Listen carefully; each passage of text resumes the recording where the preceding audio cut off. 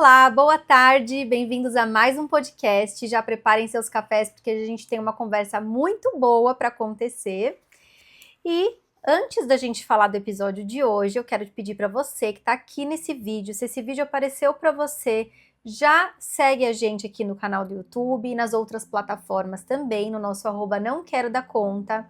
Curte, comenta, compartilha. Toda semana a gente tá aqui com conteúdos muito legais, muito bacanas. Não é porque a gente faz, não, mas são conteúdos muito ricos. E a gente gosta de manter essa conversa aqui com vocês, né? Essa parceria firme que a gente tem construído juntos. Então já segue a gente, compartilha com os amigos, comenta, engajem aqui nas nossas redes sociais para essa plantinha continuar crescendo, né? Então nos ajudem a regar essa plantinha e fazer crescer esse canal. Tá bom? E hoje dando continuidade à nossa série de síndromes, né? Porque não são síndromes diagnosticáveis de fato, são nomes populares para alguns comportamentos. Então a gente percebeu que vocês têm gostado bastante desse assunto, têm interagido aqui com a gente e a gente também tem gostado bastante de trazer esse assunto aqui. Interessante. Alguns nos identificamos bastante, inclusive, quem tem acompanhado aí já consegue perceber até mais da nossa personalidade agora, né? A gente, conforme traz os vídeos, também traz um pouco mais de quem somos nós. E aí a Dani vai revelar. Dani, qual que é a síndrome que a gente vai falar hoje, amiga? Antes de revelar, eu quero comentar uma coisa. Até me falou assim, não é porque a gente que faz, não, que a gente recomenda, mas é porque a gente que faz, sim, é muito bom. Isso é verdade. Porque os nossos cafés eram tão maravilhosos que a gente trouxe para público, né, amiga? Vamos nos valorizar. Lembra do episódio que a gente disse que a gente é pura sabotagem? Vamos começar a mudar isso aqui junto com eles. Boa, né, boa amiga? percepção aqui, hein? Não posso deixar passar. Quem não tá entendendo do que a gente tá falando... Fazer podcast com uma psicóloga não é mole não, gente. A pessoa já... Não. Já captei aqui. Deixa eu pegar aqui. Meu relógio voou. Já captei, falei, deixa eu corrigir isso. Mas aí voltando, né, ao nome... na verdade, não é uma síndrome, né? Como nenhum são uma síndrome diagnóstica, como a Tami falou. É bom deixar isso claro sempre. Mas esse foi desenvolvido, esse tema, como efeito espectador. E quem criou essa teoria do efeito espectador, eu vou ler o nome, é o Dib Latané e o John Darley. Eles desenvolveram esse nome, efeito espectador. E aí eu e a Tami, a gente já tá aí, né, com uma série de síndromes, né, que a gente tem estudado para trazer aí para vocês, porque a gente disse que ia fazer uma série de síndromes. Então nós vamos tratar nesse episódio como síndrome do espectador, certo? Mas a teoria é efeito do espectador, ok? Não muda em nada, tá, gente? É só o nome aí pro Só para ficar de mais fácil entendimento, uma coisa mais... popular, vamos dizer mas assim. Mas não descaracteriza em nada o que é a teoria, que é o que a gente vai explicar aqui, contar para vocês.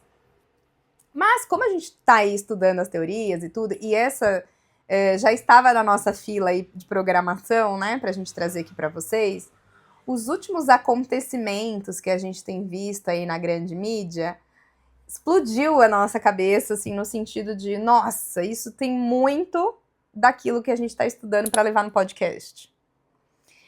E aí a gente gostaria de não ter esses casos para comentar aqui, gostaríamos de não trazer esse tipo de tema que é mais pesado, mas esse tema, como é de conhecimento geral, é mais fácil para vocês terem percepção do que a gente está falando, tendo um caso real aí. Mais lúdico, né? Isso, é mais lúdico. Boa fala aí, amiga. Porque, assim, como é que... às vezes fica muito no campo da teoria e eu e a Tami acaba colocando nós mesmos em pauta, né, as nossas próprias histórias, para exemplificar para vocês do que a gente está falando. Hoje a gente vai usar casos midiáticos.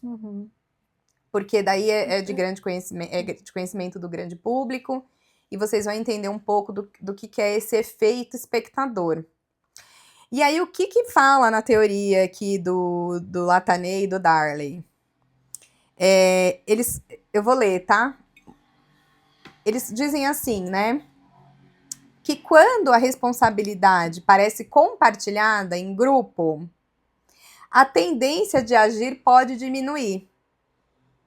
O que basicamente isso quer dizer, né? E outros teóricos que eu vou trazer aqui também falam um pouco disso, que é a questão do grupo. Como a gente muda quando está em grupo.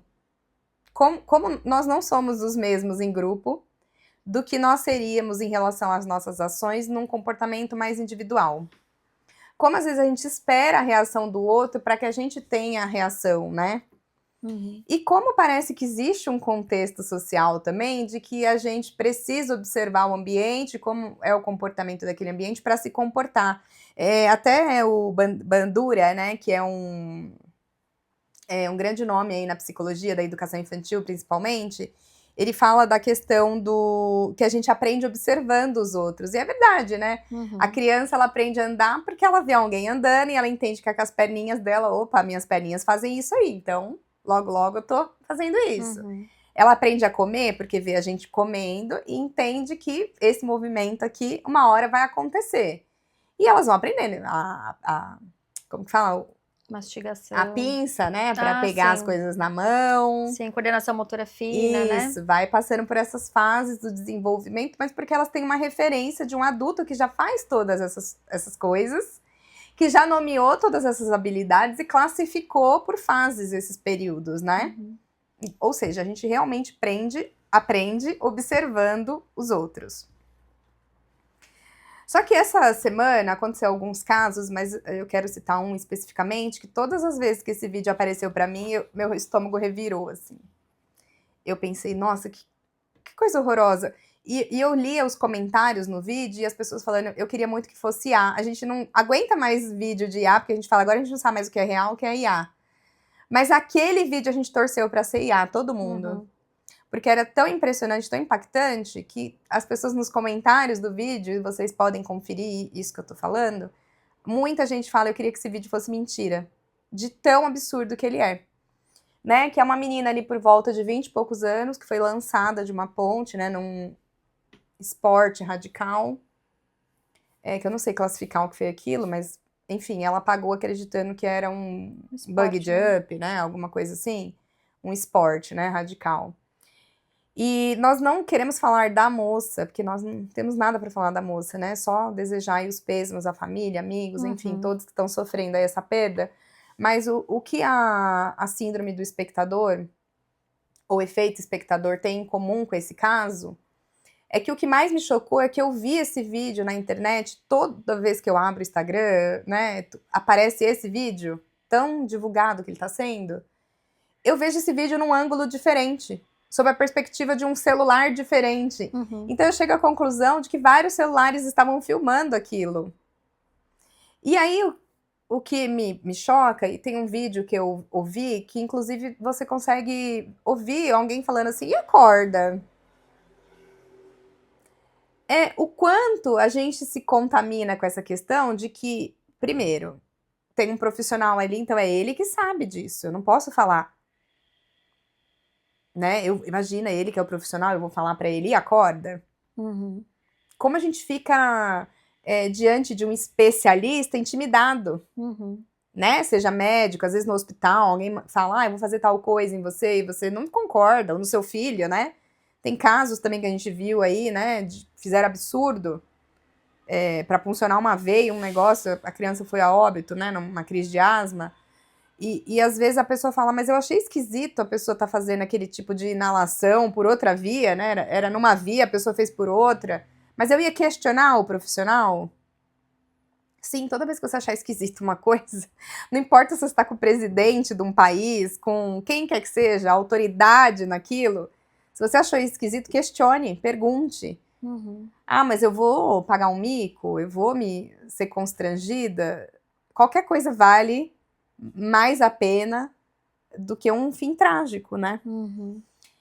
E nesse caso da menina, da moça, me surpreendeu tanto de celulares filmando aquele absurdo e as pessoas não se darem conta de que estava faltando ali uma coisa muito fundamental para que ela sobrevivesse àquele salto, né? Que era a corda. E aí, muita gente filmando, ninguém falou sobre a corda, ou até questionou ali em pensamento, em voz alta, ali enquanto filmava, mas não teve a ação. Já era tarde demais, né? De correr, de gritar e falar, gente, pera, não lança. Então, assim, o quanto, às vezes, mesmo diante de um absurdo, quando a gente está em multidão, né, em companhia de outras pessoas, a gente espera os outros. Deixa eu ver se alguém vai falar, porque eu não vou falar. Uhum. E nisso pode ser tarde demais, né, amiga? Eu acho que tem várias camadas aí que são muito importantes e que a gente precisa levar mesmo para nossa vida. Não é aquela coisa, vamos se analisar e ver se. Não.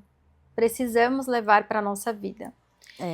Primeiro que você falou sobre aquela questão do grupo, né? Quando a gente tem um grupo de pessoas, a gente tende a ter uma menos reatividade para as coisas, porque a gente espera que alguém faça. Sim. É aquele ditado popular, né? Cachorro de dois donos morre de fome. Né? Então, isso a gente vê em todos os âmbitos da nossa vida. No âmbito profissional, no âmbito pessoal, no âmbito religioso. Então, a gente tende a achar que, se tá com aquela pessoa, eu Tá seguro. vou intervir aqui quando eu for solicitada. Só que a gente esbarra em questões que vão além de uma entrega de um projeto, que vão além de coisas corriqueiras do dia a dia. A gente tá numa época, primeiro, que views e likes são mais importantes do que qualquer coisa. Eu acho isso aterrorizante, porque era um momento ali onde as pessoas precisavam estar atentas, mas tinham muitos celulares gravando. Primeiro que é bizarro eu nunca vi, pelo menos, eu até ouvi dizer depois que é comum, mas eu nunca tinha visto alguém ser lançado daquela forma, né? Sim. Já vi na internet alguns outros tipos de lançamento, nunca vi daquela forma, né? Ser atirado assim. Mas enfim, acho que esse nem é o ponto, mas o quanto as pessoas estão querendo performar para ter visualizações, para ter likes, isso é aterrorizante. E aí esquecem do básico, que é tomar cuidado com a própria vida, né? A vida das pessoas que estão à sua volta, né? A gente não tá aqui para falar da moça, como a Dani falou, mas principalmente dos profissionais. Eu nem acho que... E dos espectadores, né? Acho que as pessoas estavam ali, né, filmando por engajamento, talvez a próprio pedido da moça, filme, né, depois vocês me mandam, acho que acaba um fazendo isso pelo outro. Mas os profissionais que estavam ali, pelo menos eu vi que tinham pelo menos 3, ninguém fez uma simples conferência, que deveria ser praxe, né? Então, antes de a gente fazer toda essa performance artística aqui, né, a gente tem que conferir toda a segurança da pessoa que está ali. Então, a gente está entregando as nossas vidas na mão de pessoas que não fazem a menor ideia do que elas estão fazendo. Porque elas também estão preocupadas com outras coisas. Esse caso do hospital, até que a Dani citou, há alguns anos atrás, teve um surto, acho que aqui em São Paulo, de cachumba. E até então eu não sabia que eu não tinha tido cachumba na infância. E eu comecei, no primeiro dia, a sentir uma dorzinha aqui, atrás do ouvido para mastigar. Pois eu rapidamente fui no hospital, falei, é cachumba. Tava na minha cabeça que era cachumba, eu fui no hospital, é cachumba. E eu lembro de ter entrado no hospital e falei pro doutor, doutor, eu tô com cachumba. E aí, porque eu falei, eu tô sentindo isso, isso e isso. E eu acho que de alguma forma mexeu com o ego dele, ele não gostou de eu já ter vindo com um diagnóstico. Não, isso não é cachumba, ele rapidamente me corrigiu. Não, porque se fosse cachumba, você estaria assim, assim, assado. Eu falei, doutor, eu acho que é sim. Comecei a discutir. Não, não é. Então, vou pedir um ultrassom. Só que acho que era o primeiro dia, ainda não estava inchado como deveria estar para ser classificado uma cachumba.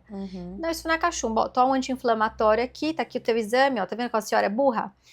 Vai para casa. Dali 2 dias, voltei eu com a cara desse tamanho pro mesmo hospital. Era cachumba. Mas veja, eu não estava apática ali a situação. Não era uma situação grave, mas eu estava atenta com os meus sintomas, eu estava atenta ao que eu tinha e eu estava expondo. Estou sentindo isso e para mim é isso, doutor. Tudo bem, fizemos as checagens ali naquele primeiro momento. Não poderia ser identificado uma cachumba e tudo mais. Mas a gente tem virado espectador da nossa própria vida e tem entregado o controle da nossa vida para outras pessoas. Seja no âmbito da saúde, no âmbito dos nossos filhos. Então, muitas vezes acontece algo dentro da escola, dentro do parquinho, dentro do âmbito familiar, e a gente acha estranho aquilo. Mas aí vem aquela síndrome da boazinha. Se você não assistiu esse episódio, volta alguns vídeos que vocês vão entender do que a gente tá falando. Ai, eu não vou me indispor, Dani. Ai, não. Nossa, essa pessoa, esse familiar, essa professora, eles sabem o que eles estão fazendo. Imagina, eu vou passar atestado de chata. O que vão pensar de mim? Só que quando isso invade, tem que ter um limite. Quando isso invade algo que traz risco à tua integridade física, à tua integridade moral, à tua integridade psicológica, à vida dos teus filhos, a gente precisa parar na mesma hora. Não pode ser apático ao que está acontecendo. Sim. Né? E esse negócio de esperar que alguém do grupo faça, cara, gente, se levante, a gente precisa de pessoas nessa geração que se levantem dos seus lugares. As pessoas realmente estão sentadas como espectadoras. O nome desse podcast, ele faz jus a isso, desse episódio. Sim. As pessoas estão como espectadoras da vida delas e da vida do outro. Então você tá vendo o outro se lascar todinho. E isso não tem a ver com aquele negócio, porque às vezes vocês podem interpretar assim, mas a gente não pode falar, porque a vida do outro só diz respeito ao outro. Mas quando a gente vê que aquilo traz risco à integridade física, moral, psicológica, esses exemplos que a gente tem trazido aqui, você tem sim responsabilidade de intervir. Não importa o que aquela pessoa vai pensar de você. Olha, minha querida, não sei o que você vai pensar de mim. Mas eu tô vendo essa situação acontecer aqui na minha frente e na sua frente. Se isso não te incomoda, ok. Eu tô vindo fazer o meu papel como cidadã. Como ser humana presente, viva nesta terra. Né? Porque a gente tá apático, a gente tá vivendo um tempo onde cada um é dono do seu quadrado ali, ninguém pode se meter. Então, que os outros sem corda, que Deus guarda. Deus guarda realmente, gente. Deus guarda.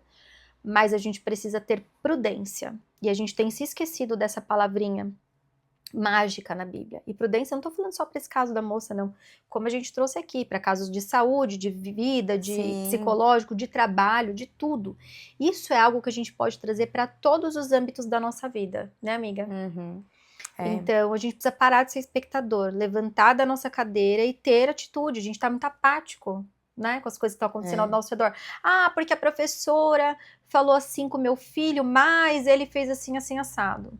Calma. O que é aceitável? Então, professor, o que aconteceu? Tá, até aqui você pode ir, você não vai gritar com meu filho, você não é mãe dele? Ele vai receber uma punição pelo que ele fez. Não tô falando que atitudes ruins não devam ter punições. A gente não pode ter excessos, né? E cada um precisa entender seu papel aí. Então, a gente precisa parar de ser espectador, gente.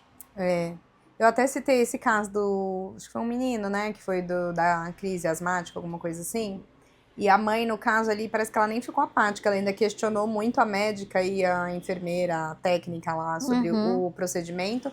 Mas elas peitaram a mãe e deram garantias que elas sabiam o que elas estavam fazendo. Tipo, não se meta. Então, mas isso é o ponto que eu falei da minha consulta. Por quê? Porque isso mexe com o ego das pessoas. Isso, exatamente. Então, a gente também precisa ter, além de a reação, né? Falar, vou me levantar desse lugar e vou falar. A gente precisa ter humildade, gente. Não é porque você estudou muitos anos, Exatamente. não é porque você é muito bom no que você faz, que pode ser que você não erre. Ninguém é super humano aqui. Era isso que eu queria falar, porque a mãe, nesse caso, ela até agiu, ela ainda agiu, questionou. ela filmou, falou, gente, eu vou ela filmar filmou o pai e tudo. Só que ela, no fim, ela tava ali numa situação totalmente entregue àqueles profissionais, né? Eu, por exemplo, já assinei evasão hospitalar, é uma coisa horrorosa pra você tirar uma criança. Porque você realmente não tá concordando com aquilo e você vai pra outro lugar, você sai como um criminoso quase do hospital. E deixa eu só te interromper. Olha, se no caminho acontecer alguma coisa, você vai assinar aqui, ó, que a culpa é toda sua, que não sei o quê. Então, eles te geram uma insegurança de você ter uma ação mais forte. Mas você sabe que isso aí até me fez lembrar de uma outra questão. A Helena era pequenininha, tinha o quê? Uns 9, 10 meses, gente. E eu levei ela no hospital, ela teve uma questão ali e precisava tirar sangue. E como qualquer bebê, assim, a maioria dos bebês, não qualquer, eu sei que tem bebê que é mais tranquilo, mas ela se debatia muito, porque era uma bebê e tava levando picadas. Só que a enfermeira, ela fez assim, umas 5, 6 picadas e ela não conseguia pegar a veia. E aí ela falou, vou trocar de braço. Eu falei, chega, solta a criança, me dá a criança de volta. A criança é minha. Me dá a minha criança, dá Exato. licença, primeiro de tudo. Aham. Tem 5 pessoas segurando ela, vocês não estão conseguindo furar a veia. Me dá a minha criança, eu vou acalmar ela e, por favor, vamos trocar o profissional, porque não está dando certo. Então, assim, naquele momento, eu, como mãe, precisava ser autoridade ali. Não é porque tem pessoas da saúde que elas são autoridade sobre a sua vida, sobre a vida do seu filho. Elas podem saber muito o que estão fazendo, mas elas não são a autoridade absoluta da tua vida. E erram, né? E erram. E erram. E aí eu falei, gente, por favor, eu gostaria, respeitosamente, né? Não falei gritando, tá tudo. Falei, dá minha criança, deixa eu acalmar ela. Falei, por favor, a gente pode trocar o profissional pro outro braço? Trocamos o profissional, foi feito. Mas, e se eu continuasse com aquilo, eu ia ficar furando a menina mais quantas vezes? É uma situação simples, mas poderia não ser. Né? Então a gente precisa ser firme, ter autoridade. Não, a minha filha, vocês não vão fazer isso. Ah, a senhora assina. Assina. Onde é que tá aqui pra eu assinar? Eu assino. Porque eu, como mãe, ninguém vai sofrer mais a perda da minha filha do que eu, né? Ninguém que tá ali, vai ser muito triste, vai ser muito chocante. Eu tô indo aqui para um caso extremo, gente, porque a gente vê que isso pode ser levado a coisas extremas mesmo. Sim, eu tô pensando em um Quem bem extremo aqui, inclusive, a vida da minha perda da minha filha, do meu bebê, seria somente eu. As pessoas ficam tristes ali, se chocam, mas no dia a dia. Então a gente precisa parar de ser apático e falar, não. A pessoa responsável por essa criança sou eu. Chega, gente. acabou a palhaçada, vamos resolver isso aqui de outra forma. Às vezes o silêncio da gente pode custar muito caro, pode ser irreparável. Então, é melhor você pagar de louco mesmo. Assumir as consequências de um ato do que você se constranger, né? A gente tá falando de casos mais extremos, porque o extremo sempre leva a gente para um lugar extremo e real. Então, a gente grava, põe na cabeça aquilo. Enquanto a Tami tava falando isso, eu tava lembrando que a minha avó sempre falava assim, criança, quando todo mundo tá olhando, ninguém tá olhando. E ela sempre falava isso relacionado à piscina, porque ela tinha muito medo de piscina, afogamento, porque ela comprou um sítio onde a pessoa que vendeu tinha perdido o filho no lago daquele sítio. Tanto que o meu avô acabou fazendo um outro lago, e aquele lago ele ficava só com peixe, ele não gostava que a gente entrava naquele lago onde tinha acontecido a tragédia. E ele fez um outro lago pra gente poder entrar e nadar naquele outro lago. E eu lembro que a minha avó falava sempre isso.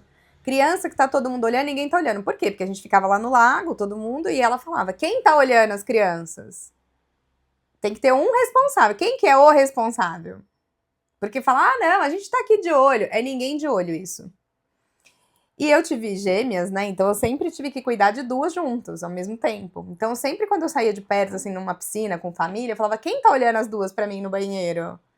Às vezes o pai, não, vai lá, eu tô aqui de olho, tá batendo papo. Eu falava, você vai parar de conversar e ficar de olho? Porque se você for ficar conversando, eu vou chamar outra pessoa, que só vai ficar de olho, vai fazer mais nada. Porque o que tem de casos de afogamento, que tem um monte de gente em volta da piscina, em clube, em lugares assim, que todo mundo tá com a sensação de que alguém tá olhando. E não é porque a criança sabe nadar que não precisa ficar de olho, tá? Não, eu tenho um caso conhecido, inclusive, de um adulto que sabia nadar muito bem, mas ele teve um mal-estar. Então ele estava dentro da própria piscina, teve um mal-estar e se afogou na própria piscina. E aí alguém apareceu, que não tava olhando, que não tava na situação. Alguém chegou no lugar e falou, pera, tem alguém se afogando na piscina? E aí tirou ele da piscina, um adulto que sabia nadar. Então, assim, é aquela sensação de que tá todo mundo cuidando, mas ninguém tá cuidando. É o que você falou, né? Tem muito dono, não tem nenhum. Cachorro de 2 donos morre de fome. Não tem, morre de fome.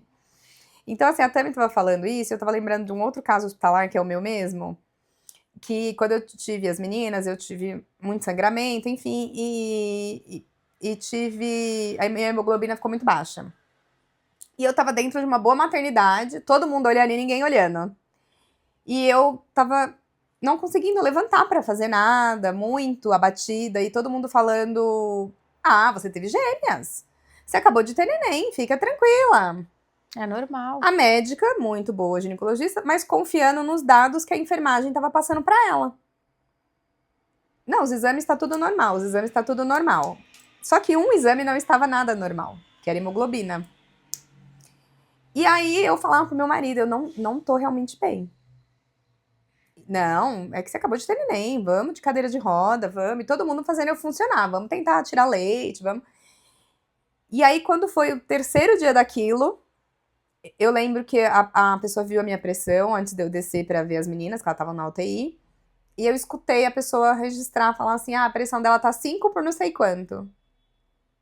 Eu escutei e falei, vocês estão achando isso normal? É que a nossa Barbie Profissões também já foi enfermeira, tá, gente? Eu falo Barbie Profissões porque as possibilidades são imensas.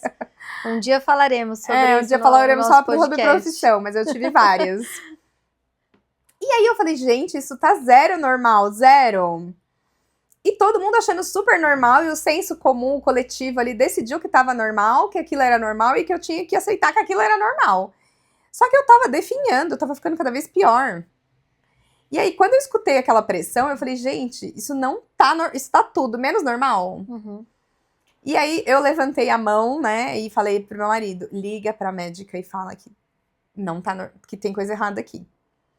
E aí, quando eu sinalizei isso, ela ligou na hora no hospital e ela já ligou atrás desse exame. Eu quero saber só um exame dela. Quanto tá esse exame dela?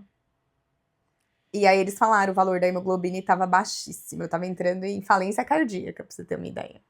Na cara de todo mundo, de um ótimo hospital.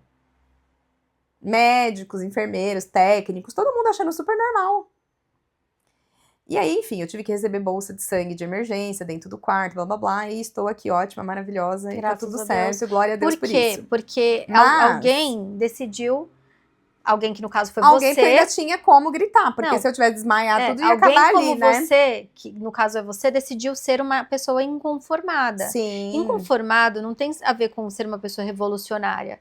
Tem a ver com uma pessoa que conhecia ali o seu próprio corpo, Uhum. que tinha conhecimento do assunto, conhecimento, né, teórico mesmo e prático ali do assunto, e decidiu falar, gente, eu não vou aceitar isso, não, vocês podem me falar, eu não vou aceitar, né, e decidiu levantar a voz e falar, eu quero nem saber o que vocês estão achando, vou resolver isso agora. E a equipe não gostou, eles entraram depois no meu quarto, falaram que todo mundo que tinha cuidado de mim naqueles 3 dias estavam proibidos de entrar no meu quarto de novo, que eles iam trocar toda a equipe, porque eu tinha causado ali um problema com a equipe, Então, eles teriam que trocar a equipe. Aí todo Quer mundo... dizer, já que ela não morreu, então agora a gente vai ter que trocar a equipe por sua culpa. Isso, por sua culpa. Você não morreu, você resolveu reclamar e ao aí, invés de morrer. todo mundo entrava cheio de dedos, como se eu fosse uma pessoa que causava problemas, porque, enfim, todo mundo levou uma bronca, teve alguma punição para aquela turma toda que ignorou 3 dias, eu falando que tava passando mal. E aí, todo mundo que entrava depois, entrava meio cheio de dedos, assim, como se eu fosse alguém que arrumava problemas.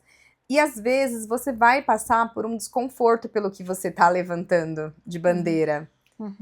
Mas vai valer a pena. Eu faria tudo de novo pra estar viva aqui. Com certeza. Eu arrumaria encrenca com mais 30. E aí é isso que eu falo, porque eu vou falar assim especificamente para pessoas que são da área da saúde, né, médicos e tudo mais. Antigamente a gente vivia assim, em um período, em uma época, né, de mundo, onde as pessoas eram mais ignorantes, tá? Acerca de conhecimento. E com a evolução da internet, dos meios de comunicação, a gente já não tem uma defasagem tão grande de conhecimento. Então a gente consegue saber surtos de doença de forma mais rápida, casos, né, similares ao que você está vivendo, ao que você está passando. Então eu acho que as pessoas, principalmente da área da saúde, que é o caso que a gente está comentando aqui, precisam ter humildade. Gente, não é fraqueza. E eu vejo muitos médicos falando, ouça o seu paciente, mas na prática, muitas vezes a gente não vê isso. A gente vê pessoas que se sentem com o ego ferido porque não foram elas que descobriram, foi o próprio paciente. Então acho que a gente precisa voltar algumas casinhas aí, né, o ser humano, e ter humildade de reconhecer, cara, eu errei, me desculpa, né, e usar esse case aí como um aprendizado. Eu trabalhei muito tempo na área de produtos, então a gente tem uma parte, né, quando você cria um produto, que são, você deixa ali os erros aprendidos. Então tudo que você errou ali, tudo que foi, né, poderia ser melhor, e fica ali como lições aprendidas, e isso precisa ser para a vida. Né? E a gente está aqui usando casos extremos, né, que falam aí da nossa integridade física mesmo, né, da vida, né, entre vida e morte. Mas, Dani, eu acho que isso pode ser para várias áreas, né? Muito. Então, você pode estar enterrando sonhos, enterrando propósitos. Você pode estar terceirizando a educação dos seus filhos. E quando eu falo terceirizar, não é porque você deixa o seu filho o dia inteiro na escola, não. Tá tudo bem, você mãe que precisa trabalhar, você pai que precisa trabalhar, que é o seu ganha-pão. Graças a Deus, hoje eu e a Dani, a gente tem a bênção de poder estar com os nossos filhos. Eu sou muito feliz por isso. Mas eu entendo as mães que não podem, estar tudo bem. Sim. Isso não é terceirizar a educação do teu filho. Terceirizar a educação do teu filho é não ter o tempo, a janela de tempo que você tem com ele, aos finais de dia, ou no começo do dia, ou aos finais de semana, e usar aquilo para educá-los. E educá-los não é assim, ó, senta aí, é você agora, criança, que eu vou te dar uma lição sobre o que é a vida. Não. Usa esse tempo, usa situações do dia a dia, né? Então, eu já tive uma questão com a minha filha. Eu vou trazer isso porque eu acho que isso não impacta a vida pessoal dela, quando eu trago esses exemplos aqui. Mas eu percebia que ela estava ali com uma dificuldade isso faz muito tempo, tá? Lá com uns 4 aninhos, de entrar em algumas brincadeiras. Então, o que a gente fazia em casa? A gente criava situações hipotéticas. Nena, eu e o papai vamos brincar. A gente é os amigos do parquinho. Então, como que você chega na gente? Então, a gente ia ensinando. Gente, isso é educar, tá? Dá trabalho. Aí eu falava assim, eu vou falar uma feiura pra você, Helena. Eu falava uma feiura, brigava lá com ela como se fosse uma amiguinha. E ela ficava assim, apática. Filha, não é assim que reage. Vamos aprender de novo, vamos ensaiar de novo. De uma forma leve, né? Mas isso para qualquer situação da vida das crianças, da nossa própria vida. Então a gente ia ali, né, educando dessa forma. Enfim, mas quando a gente toma, né, essa ação de sair de espectador, saia da posição de espectador, para virar de fato, né, o ator principal ali da sua própria vida, fazer os seus sonhos andarem, né, os seus projetos, a criação dos seus filhos, o teu casamento. Sim. Eu tô vendo aí casamentos fadados ao fracasso mesmo. E é muito triste isso, tá? Porque outro dia eu me deparei com um caso, o casal se deu bem a vida inteira. Um colega me contando, tá? Sobre os pais dele. Seus pais se dão... Nossa, meus pais se deram super... Meus pais são amigões. Olha. Aí já mora o problema. É. E se separaram por quê? Depois que a gente cresceu, cada um Com saiu muito de casa, amigo. eles se separaram. Ficaram muito amigos. Né? Então eles entraram numa posição de espectador ali no casamento, porque quem eram os atores principais eram os filhos. E aí deixou de fazer sentido aquela relação depois que os filhos cresceram, porque acabou o filme, né? Acabou a programação. Então, isso faz a gente pensar que a gente, claro, em determinados lugares a gente vai realmente assumir a posição de espectador, mas o que eu e a Dani estamos propondo aqui são sobre assuntos que dizem respeito à tua própria vida, à tua integridade moral, à tua integridade física, teus sonhos, teus planos, teus projetos, seus. Tome posse daquilo que é teu, né, Dani? Do seu papel, né? Sabe? Pega o roteiro lá, falei, esse roteiro é meu. E confia, acho que no teu instinto, né? Confia no seu senso crítico, né? Porque eu acho que hoje nosso senso crítico tá muito... Como que é a palavra? A gente tá muito pareando com o do outro. A gente tá com muito medo. A gente tá muito mimizento. Isso. A gente tem muito medo de tudo. Como tudo hoje em dia que você pode falar pode se voltar contra você, ninguém quer falar mais nada, ninguém quer se meter. Inclusive, ninguém quer socorrer ninguém. Que fala assim, vai que eu socorro e depois morre na minha mão, ou não era isso e eu fiz aquilo, ou vai que eu ponho no meu carro e daí vai dizer que eu sequestrei a pessoa. Então as pessoas estão até negligenciando cuidados básicos com outra pessoa, com medo daquilo se voltar contra ela. Então isso tá tão gritante nos tempos de hoje que a gente tá virando uma outra coisa que não humano mais, não sei porquê. Então, assim, um outro exemplo, aqui quando eu falei dos criadores da teoria, né, do efeito espectador, eles demonstraram de forma experimental a teoria deles, para que embasasse, né, com com o experimento, né? A medicina usa ratinho, a biologia, enfim, eles tinham que experimentar de alguma forma, de provar alguma forma aquela teoria, né? E eu né, li sobre um experimento que eu não sei se foi exatamente o Latané, ou Latané, é meio francês o nome, eu acho, e o Darley que fizeram, mas um experimento específico que eu li, que eu achei muito interessante, é que eles colocaram uma galera numa sala. Então, por exemplo, só que colocaram, por exemplo, eu e a Tami, que estava combinado já, e falaram assim: a gente vai soltar uma fumaça na sala e vocês duas vão ficar calminha. A fumaça vai entrar e vocês duas vão continuar escrevendo como se nada tivesse acontecido. Vocês vão olhar a fumaça, ignorar a fumaça, continuar escrevendo. A reação de vocês duas vai contaminar o resto. E filmaram isso, né? É um experimento, então é uma sala com tudo filmado. Aí colocaram, né? Duas pessoas combinadas, vamos supor, não sei qual é o número exato de pessoas, mas colocaram um grupo combinado e um grupo que não sabia de nada do que ia acontecer. E aí, nesse experimento que tinha as pessoas combinadas de ficar calma diante da fumaça, demorou mais tempo para alguém pedir socorro. Depois eles colocaram um grupo só de gente que não sabia o que ia acontecer. Assim que a fumaça começou a entrar, já começaram a gritar, pedir socorro, bater na porta para sair do lugar. Então, o que ficou provado nesse experimento? Que quando um grupo fica calmo diante de uma situação de caos, os outros, mesmo vendo que tem uma situação de caos acontecendo, eles tendem a ficar mais tranquilo. Porque fala, ela deve saber de alguma coisa que eu não sei, né? Se ela tá calma, é porque... Tem várias tragédias, né, da Boate Kiss, enfim, até do que aconteceu em Israel aí naquele show que foi horroroso, né? Que teve uma invasão, não sei o quê, mas que fala um pouco dessa questão de tempo de resposta. Né? O quanto as pessoas esperam alguém, né, começar a correr, alguém gritar que tem uma coisa acontecendo para reagir. Né? Algumas pessoas viram primeiro que tinha uma coisa errada e já começaram a correr, começaram a se evadir daquele lugar. E eu acho que isso tem muito a ver com a pessoa ter medo do que vão pensar dela ser taxada de doida, e muita gente não acreditou que tinha uma invasão acontecendo, né? Então já estava encurralado quando, enfim, os terroristas chegaram próximo. Mas, por exemplo, na Boate Kiss também algumas pessoas que conseguiram sair, óbvio, né? Essas pessoas que conseguiram relatar.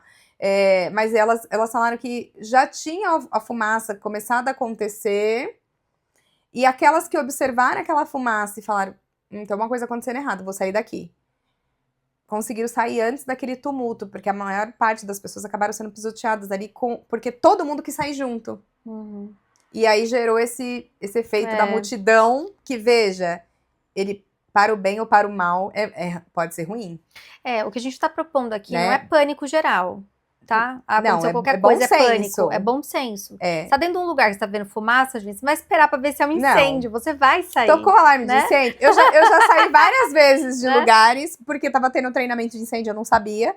Ou porque deu algum pau no alarme. Já aconteceu várias vezes isso, inclusive aqui no prédio onde eu moro.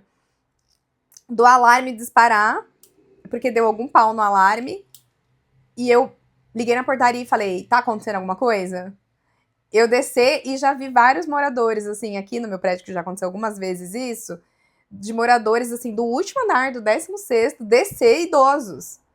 E tá lá embaixo, todo mundo fala, não, mas é que o alarme disparou, mas a pessoa falou, mas eu não vou ficar lá no 16º esperando vocês me avisar que foi engano. Isso é ser protagonista da sua própria vida, E eu vejo isso até de gente mais idosa, porque ela pensa, eu vou demorar mais pra descer, eu demoro mais pra me locomover, então eu não vou esperar, né?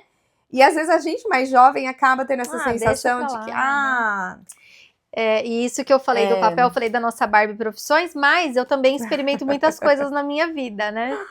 E eu faço teatro na igreja e um dos exercícios é assim, se você esquecer, a gente fez exercícios práticos, a gente faz exercícios práticos, né?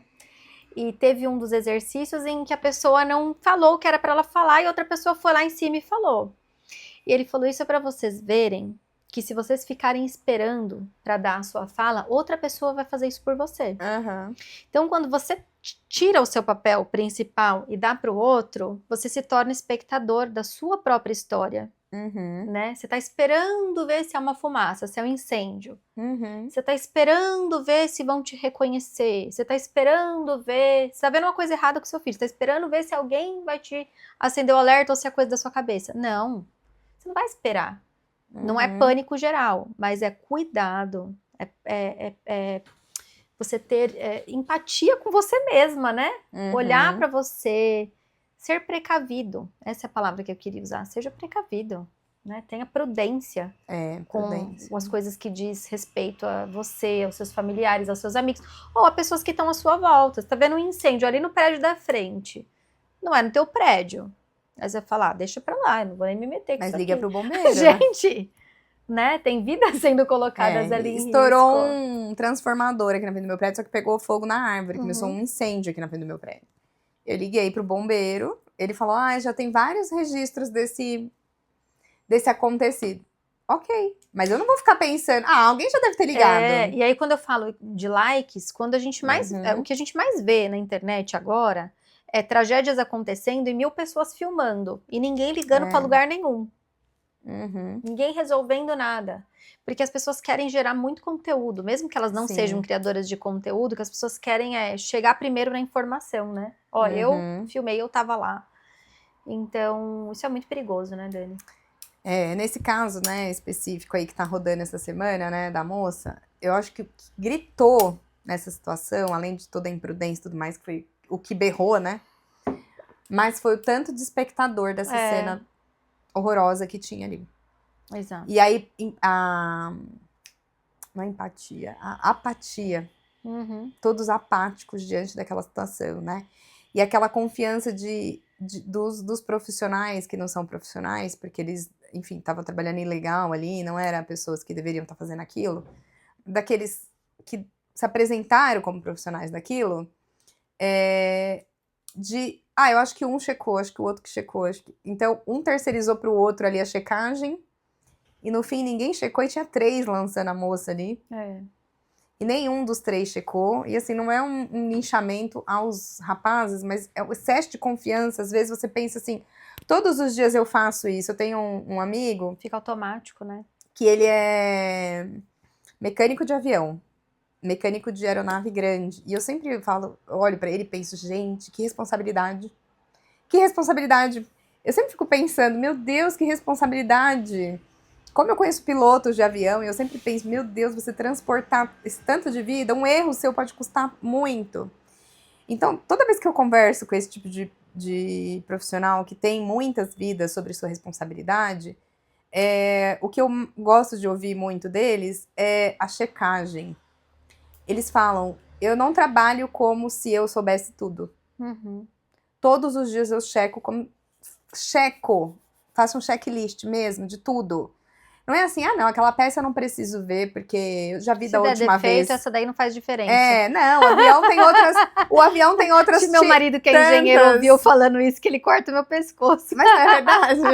Tamires, todas as peças fazem diferença. Exato, mas um avião, né? Não, mas não tem peça que se essa peça der problema, tem outras 3 que vai ativar se essa der problema. Mas o piloto, ele quer subir e ter as 5 que ele tem direito funcionando, não só 3 ou 4.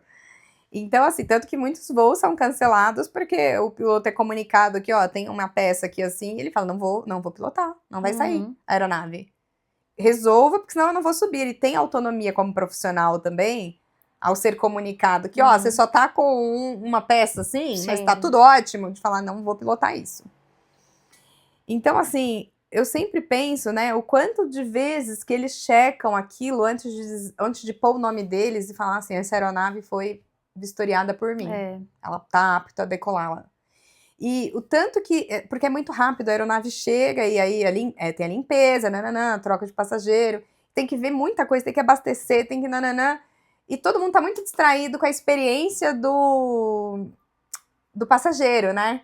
Pô, o cheirinho, o lanchinho, Mas alguém tá trabalhando enlouquecidamente no que faz aquilo voar, sem cair, né? E ali as pessoas precisam estar distraídas mesmo, as pessoas que estão no avião, né? Por isso que eu falei, existem lugares onde a gente deve assumir o papel de espectador, né? Esse é um deles. Você já fez o que você deveria fazer. Não adianta entrar no avião e piscou uma luz, pânico total, caos total. Mas você tem que ouvir as instruções, né? E saber o que fazer, caso, porque ninguém escuta. Mas ali você tá atento, mas você tá ali exercendo o seu papel ali mais, né, de coadjuvante, vamos dizer assim. Eu acho que uma boa palavra que foi usada aqui, que a Dani colocou agora, é distração. A gente tá muito distraído com tudo, com os nossos próprios interesses, com a vida do outro. A gente assiste muito a vida do outro aqui. Aqui não, né? No geral, no planeta, no caso. A gente fica muito distraído com a vida do outro, com a casa do outro, com os filhos do outro, né? E a gente tá entregando o papel da nossa vida na mão de outras pessoas. Seja para um médico, seja para um chefe, para uma empresa, para um amigo. Eu acho que uma boa maneira da gente se blindar disso é seguindo alguns passos. Enquanto a Dani estava falando, eu estava aqui pensando, né? Então, primeiro, algo que a gente sempre fala aqui e a gente sempre vai falar, porque isso é um pouco de tudo que a gente traz aqui. Autoconhecimento. Então, saiba quem você é, os sinais do seu corpo, como que você costuma reagir em tais situações ou com tal, né, uso de medicamentos, enfim. Como você é. Você pessoa e como é o seu corpo. Se conheça. Outro ponto importantíssimo, estudo. A gente tá esquecendo hoje em dia, inclusive com internet, com chat GPT, a gente se esquece de estudar os assuntos. Qualquer coisa eu pesquiso aqui no Google, no chat GPT, no YouTube. Você vai fazer um esporte radical desse? Você vai estudar sobre isso. Não é simplesmente vou chegar lá e vou pagar. Quem é o melhor? Qual que é a melhor empresa? É muito caro, não tem dinheiro, meu querido, não vá. Eles têm autorização para estar fazendo isso, né? Eu não quero pagar muito caro, não vai. Não vai porque você não tem condições, tá? Então assim, qual que é a melhor empresa? A mais top 1, que ainda assim não vai impedir de algo acontecer, mas, né, você fica um pouco mais blindado. É um profissional com mais horas de experiência naquilo, qual é o nível de reclamação? Que equipamentos vão ser usados ali? Porque eu vou curtir um momento, mas eu preciso estar atento quando isso coloca a minha vida em risco. Então, o segundo ponto é estudo. Estudo sobre o assunto que você tá. Eu quero colocar esse sonho em prática. Estudo sobre ele. Faça um projeto sobre ele. Coloque no papel. Meu casamento. Estude sobre casamento. Né? A Bíblia mesmo fala cheio de coisa sobre casamento. E terceiro ponto. Fé. A gente sempre fala aqui sobre a Bíblia. E não dá para não deixar de falar também neste assunto. Porque tem um versículo da Bíblia que fala: uns confiam em carros, outros em cavalos, mas eu confio no Senhor que fez os céus e a terra. Nem todas as situações a gente pode controlar. Então, você está dentro de um avião ali, você acredita que, né, todas as checagens foram feitas, que agora você precisa confiar no Senhor que fez os céus e a terra, né? E que a tua vida vai estar ali segura. Então, confiar em Deus não é só dizer, eu confio em Deus. Falar de boca é muito fácil. Confiar em Deus é criar relacionamento. Então, se você não tem um relacionamento com Deus, crie este relacionamento. Como você cria esse relacionamento? Se relacionando. Desculpa, porque realmente o óbvio às vezes precisa ser dito. Então, como você vai se relacionar? Lendo a Bíblia. Lendo a Bíblia, estudando. A gente vê um monte de gente que vai em igrejas atrás de profetas. Estão confiando o seu futuro. É isso, gente. Estão deixando o seu futuro na mão de outras pessoas. Isso é você ser um espectador.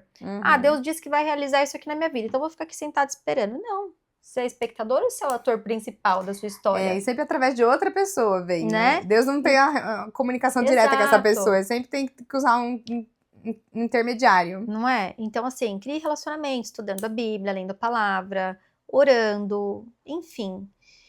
E pedindo a Deus. Fala, Deus, eu vou para isso aqui. Isso não é sexto sentido. Eu não acredito em sexto sentido. Eu acredito no Espírito Santo que se comunica comigo, tá? Mas se você acredita em sexto sentido e sentir esse sexto sentido, escute, mas Até saiba falei que aqui de instinto, né? há o Senhor que fala aí no seu espírito. Cada um dá um nome, mas a gente tem uma questão de instinto também, né? Que a gente, às instinto de vezes, sobrevivência, né? tem aquele instinto de, meu, isso não tá legal, ou essa Sim. pessoa tá esquisita. Mas eu sempre Vai acredito... ficar pagando pra ver? Exato. Eu sempre acredito que Deus fala assim com a gente. Então, cara, sentir um negócio esquisito... Putz, tá vendo que o comportamento não tá normal? volta atrás, dá 2 passos pra trás e fala, Senhor, eu confio em qualquer coisa. No pipoqueiro da esquina ali, se ele aparecer pra mim falando tal coisa, eu vou confiar, porque tem gente que é assim, né? Não. Confia, então não é ser ingênuo, não seja ingênuo. Mas, Senhor, pelo amor de Deus, bota alguma coisa aqui, faz eu dar 2 passos pra trás, faz o ônibus quebrar, alguma coisa acontecer no meio do caminho, não me deixa chegar. Não me deixa chegar. Porque se eu chegar lá, eu vou fazer. E isso não é botar Deus à prova, tá? Que eu tô querendo te dizer.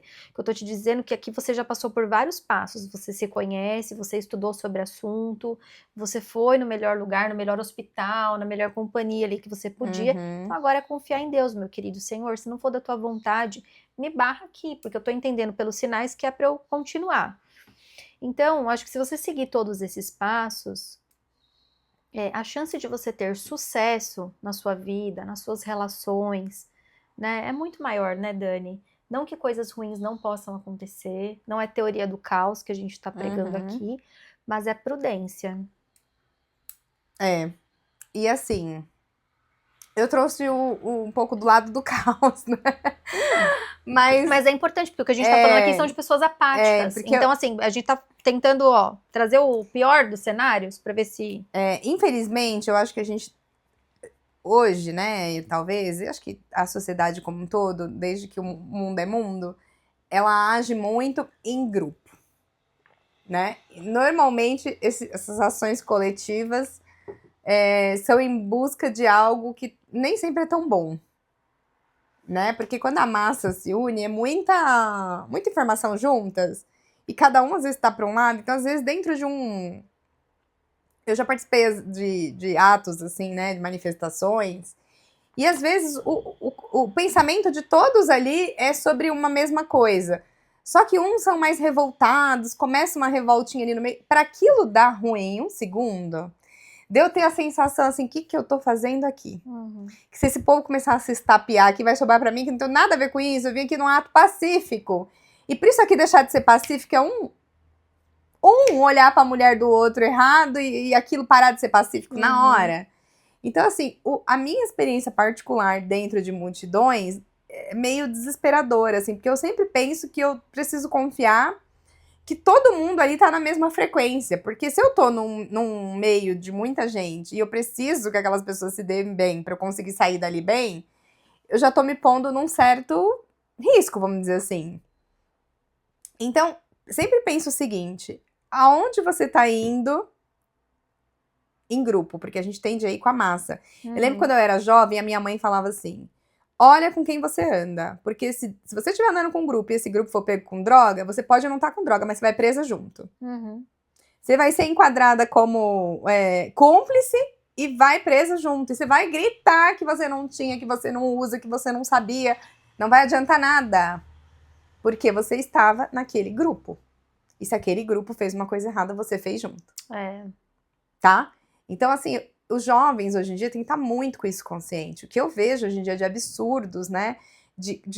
Enfim, estupro coletivo, coisa que às vezes tem um que caiu de gaiato no navio, que fala, mas eu não sabia o que eles foram fazer lá, mas eu não tava, mas quando eu percebi, aquilo já tava acontecendo e eu saí. Mas não interessa, a câmera filmou você naquele grupo. Você pode ter saído antes de começar a acontecer, você pode não ter participado, mas você estava naquele grupo. Então, essa questão do espectador, do coletivo, ela é profunda e eu tô trazendo a parte um pouco mais trágica dela. Por quê? Porque quando as pessoas se unem para um coletivo, o bem, fazer uma ação social, um coletivo bom, e aí eles estão eles não estão no efeito espectador, eles estão numa ação, que era até uma coisa que a gente estava conversando antes de começar o episódio, porque a gente falou em do protagonista que a gente ia trazer do figurante, do coadjuvante, só que eles têm um papel na ação, eles têm uma ação. Então, diferencia um pouco da questão do espectador, que ele realmente é só o que o nome diz. alguém que Assistindo. assiste. Só que, veja, ele acaba sendo culpabilizado de alguma forma, se sentindo culpabilizado, não sendo, né, necessariamente, mas pensa que todo mundo que estava com o celular ali filmando pode ter se questionado, Poxa, por que que eu como não é vi, né? que eu não gritei que estava faltando a corda? Como é que eu estava com o celular ali posicionado e eu não vi? Veja, ele não tem a culpa. Ou Ele até não no era o sentido profissional de, poderia naquilo. ser eu, né? Eu era o próximo, porque não sei quem Eu era o era o próximo da fila. fila, entendeu? Então, veja que às vezes você pode se envolver numa situação de gaiato mesmo, né? Então, o que a gente quer trazer hoje aqui sobre a síndrome do espectador é que a gente tá numa fase, numa época que tem muitas câmeras em tudo que é lugar, que a gente tem muito celular, que a gente se sente muito protegido porque parece que tem muita gente olhando, porque parece que tem muita câmera olhando. Só que isso é uma falsa sensação de proteção. E uma falsa sensação de que porque a gente tá no coletivo, a gente tá seguro, né? Então, aquilo que cabe a você prestar atenção, é só você que tem que prestar atenção. Então, se atente. Às vezes eu vejo pessoas falando assim, a Tami estava trazendo pro meio mais particular, mas assim, o que você achou do meu namorado? O que você achou? Gente, para de ficar esperando que alguém te dê um feedback E ninguém tem que achar sobre nada do algo. teu namorado, assim, a não ser teus pais. Quem tem que aguentar? Né? Não, teu namorado é você, Os você que teus tem pais que... têm que achar algo e Isso. pronto, acabou. Agora, claro, se tua amiga viu alguma coisa que te acendeu um farol e tal, é uma questão. Né? Essa é outra coisa, que a gente fica assim, devo me meter? Não devo me meter? Sim, se você viu algo grave, você deve sim se meter. Você vai ver o namorado, o marido da outra pessoa fazendo uma coisa muito errada e você não vai falar nada porque os dois vão se resolver. Se ela não quiser olhar na tua cara, minha filha, porque não era pra ser tua amiga mesmo. Porque às vezes a pessoa vira conivente de uma situação, você fala, pô, realmente eu não queria então pra ser minha amiga, entendeu? Onde mora ali a linha tênue. Então, assim, você viu alguma coisa grave, você vai falar. Você vai falar sim. Eu sou dessa opinião. A gente tava conversando disso no café, eu falei pra Tami, teve uma situação... Não vai falar? Teve uma situação aí em um dos meus dias aí, que eu observei uma situação e fui perguntar, não deve falar com o responsável? Não, não deve. Mas aí eu falei, e se tiver um risco envolvido nisso? Eu vou falar, o que o responsável for fazer com isso, não importa, porque eu até procurei o responsável, ele, tipo, questionou um pouco, assim, tipo, quase que quem é você pra estar vindo falar sobre isso comigo? Mas isso não me abalou, isso não me importou. Porque você sabia que você estava fazendo teu papel. Exato. Sabe quando você lava as mãos? Você fala assim, o recado foi dado. O que a pessoa vai fazer com isso? Por mais que tivesse recomendações de que eu não tinha nada a ver com isso, que eu não precisava falar. Mas vocês entenderam que ela não ficou com papel de espectadora? Mas eu não fiquei de espectadora. Eu vou tomar uma ação com isso. Eu tô vendo que isso aqui pode dar uma coisa muito errada. E assim, pode ser que não dê, mas eu vou falar. Porque o meu, né, dentro de mim, eu não tô achando isso normal. E o que a pessoa vai fazer com aquela informação já é um problema dela. Né? Mas a gente tem que sim falar, a gente tem que não dá pra ter medo do que os outros vão pensar. Não. E se a pessoa pensar mal de você, porque você alertou ela uma situação importante da vida dela, que pode mudar a vida dela, o futuro dela, paciência. E já é o que ela vai fazer com aquilo, eu não tô dizendo aqui que a gente tem que sair se metendo na vida de todo mundo. Mas você tá vendo uma situação grave, uma situação que coloca outras pessoas em risco, outras integridades físicas, psicológicas, né, morais em risco, você vai falar. Vai sim. Até nas minhas pesquisas, uma coisa que apareceu muito foi sobre violência doméstica, né? O quanto os vizinhos depois falam, a gente ouvia grito, a gente ouvia...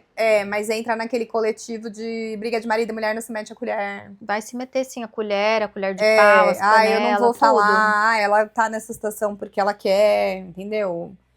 Então, assim, gente, acho que a grande mensagem que a gente quer passar aqui hoje é não seja espectador da sua história.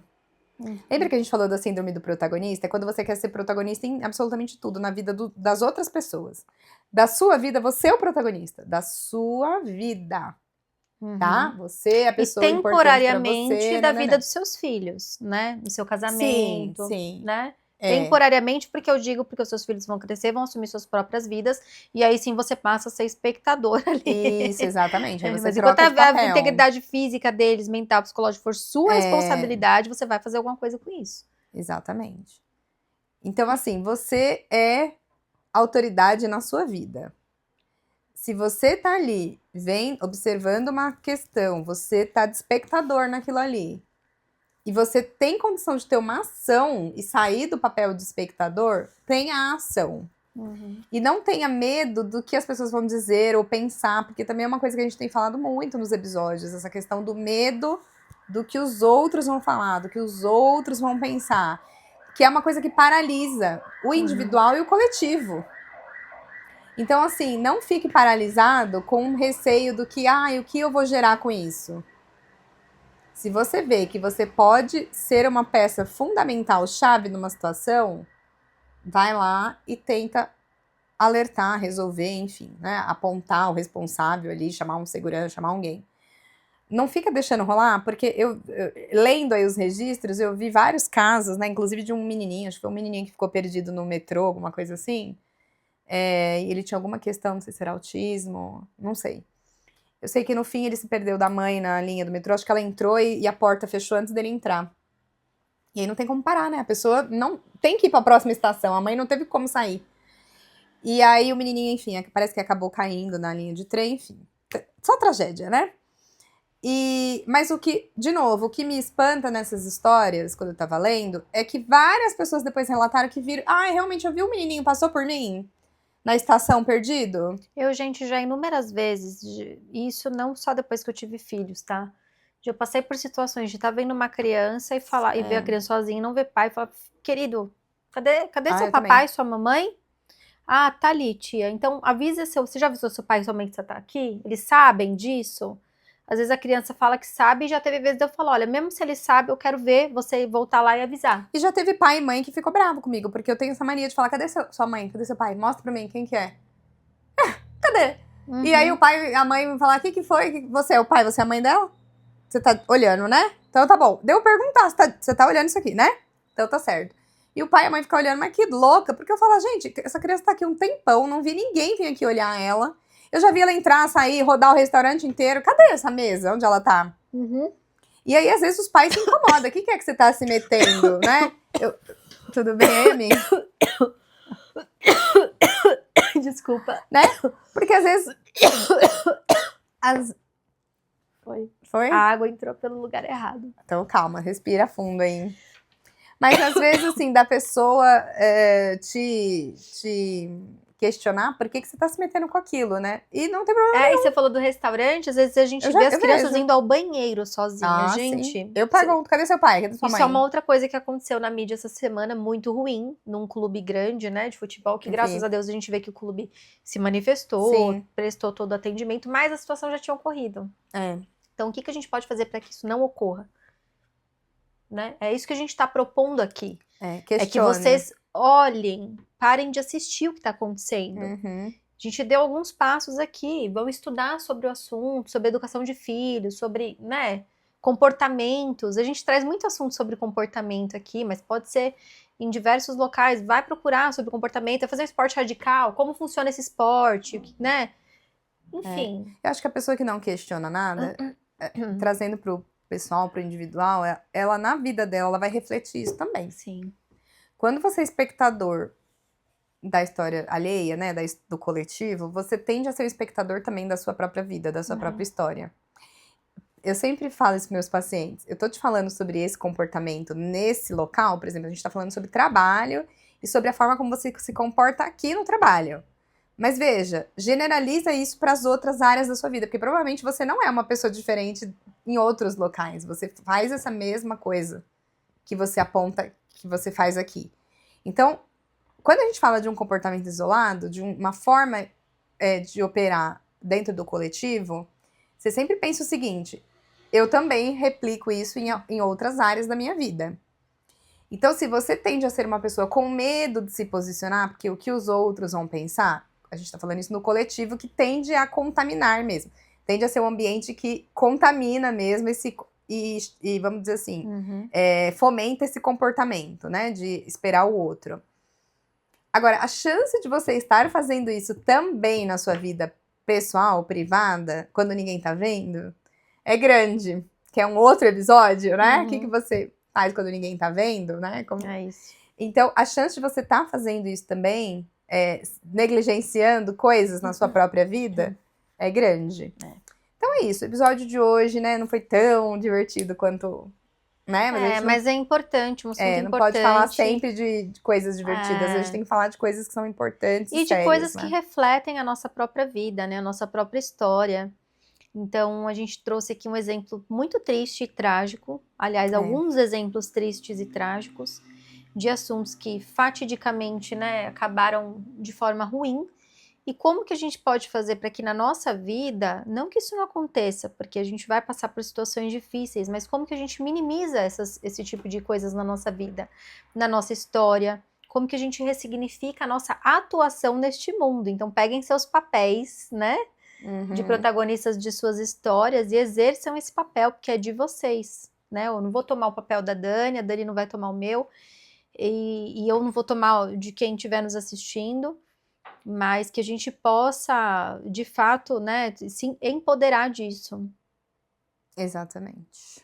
Então isso, gente. Até o próximo episódio, né? A gente vai continuar trazendo algumas síndromes aqui. Mas, relembrando que a gente trouxe no começo, se você chegou até aqui, comenta, curte, compartilha, envia esse vídeo para pessoas que precisam ouvir. Acho que todo mundo precisa ouvir disso. Eu não acho que tem alguém que não precise ouvir sobre esse assunto. Então, envie para o máximo de pessoas que vocês puderem. A gente agradece também. E com certeza quem ouvir vai ser abençoado e vai ser empoderado deste assunto que é tão importante para a nossa vida, né, Dani? Exatamente. Sinta-se parte aí do coletivo, mas participe de forma ativa, né? A gente parece estar muito ativa, mas a gente não tá, infelizmente. É isso. Tá bom? Beijo grande, até o próximo. Tchau, tchau.